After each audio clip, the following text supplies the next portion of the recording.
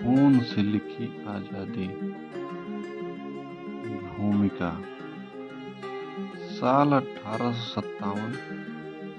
भारत की मिट्टी गर्म थी। हवा में विद्रोह की गूंज थी। ब्रिटिश हुकूमत ने हिंदुस्तान को गुलामी की जंजीरों में जकड़ा रखा था, लेकिन हर तरफ आज़ादी की चिंगारी सुलग रही थी।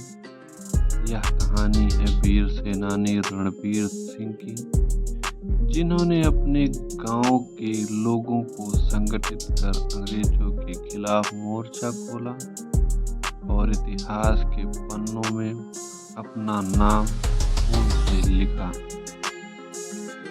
बचपन और संघर्ष की शुरुआत। रणबीर सिंह का जन्म अवध के एक छोटे से गांव में हुआ था। बचपन से ही वे अन्याय के खिलाफ आवाज उठाने वाले थे। गांव में ब्रिटिश हुकूमत के अत्याचार बढ़ रहे थे। अंग्रेज अधिकारी किसानों से जबरन कर वसूलते, औरतों पर जुल्म करते और हर विरोधी आवाज को कुचल देते। रणबीर यह सब चुपचाप देख रहे थे, लेकिन उनके अंदर विद्रोह की ज्वाला धधक रही थी। 1857 की क्रांति और रणबीर का योगदान। जब 1857 की क्रांति की लपेट मेरठ में उठी, तो यह आग अवध तक भी पहुंच गई।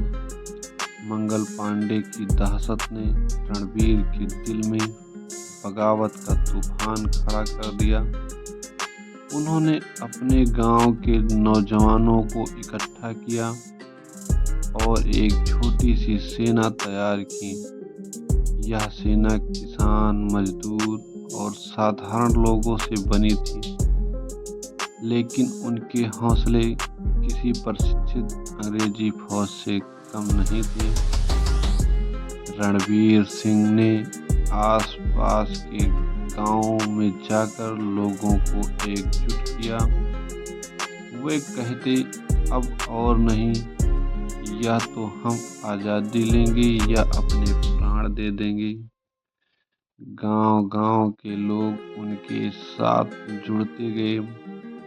देखते ही देखते रणबीर की सेना एक बड़ा रूप ले चुकी थी। अंग्रेजों से पहला मुलाकात। साल 1857 के सितंबर महीने में रणबीर सिंह ने अंग्रेजों की छावनी पर हमला किया। उनकी रणनीति ऐसी थी कि अंग्रेज सफल नहीं पाए। रणबीर के सैनिकों ने छावनी को चारों तरफ से घेर लिया और भोर होते ही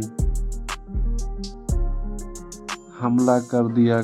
कई अंग्रेज सैनिक मारे गए और जो बचे वे भाग खड़े हुए। यह रणबीर सिंह की पहली जीत थी। गद्दारी और पकड़ाया जाना। रणबीर सिंह और उनकी सेना कई महीनों तक अंग्रेजों को परेशान करते रहे, लेकिन अंग्रेजों ने रणबीर को पकड़ने के लिए एक चाल चली। उन्होंने गांव के ही एक व्यक्ति को लालच देकर उनके ठिकाने की जानकारी निकलवा ली। एक रात जब रणबीर सिंह अपने साथियों के साथ अगली योजना बना रहे थे, अंग्रेजों ने अचानक हमला कर दिया। चारों ओर से घिर चुके रणबीर सिंह ने हार नहीं मानी। उन्होंने वीरता से लड़ाई लड़ी, लेकिन अंततः अंग्रेजों ने उन्हें पकड़ लिया। उनके कई साथी शहीद हो गए और रणबीर को कैद कर लिया गया। फांसी से पहले की आखिरी रात रणबीर सिंह को अंग्रेजों ने फांसी की सजा सुनाई। जब उन्हें जेल में बंद किया गया तो भी उनका जोश कम नहीं हुआ। उन्होंने जेल में भी विद्रोह की भावना को जीवित रखा। उनके आखिरी शब्द थे, यह जालिम हुकूमत ज़्यादा दिन नहीं चलेगी। हमारे खून की एक एक बूंद आज़ादी के बीज बोएगी। वीर गति और आज़ादी की प्रेरणा। अगली सुबह जब सूरज उग रहा था, रणवीर सिंह को फांसी के तख्ते पर चढ़ाया गया।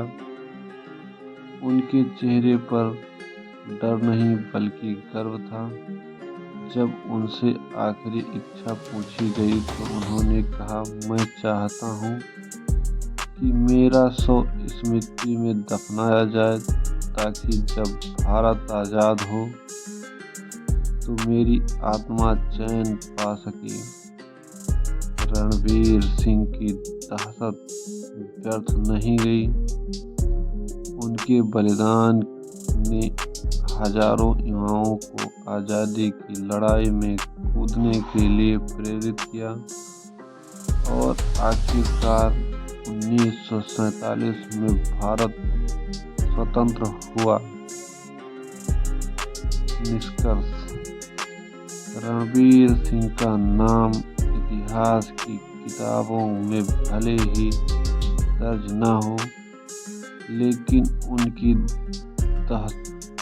शहादत और देशभक्ति की गूंज आज भी हमारे दिलों में जिंदा है।